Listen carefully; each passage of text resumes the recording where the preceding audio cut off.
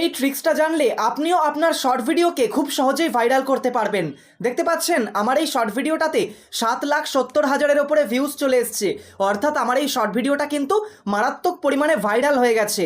আর দেখতে পাচ্ছেন এই শর্ট ভিডিওটা থেকে আমি 4,000-এর থেকেও কিন্তু অনেক বেশি সাবস্ক্রাইবার পেয়ে গেছি।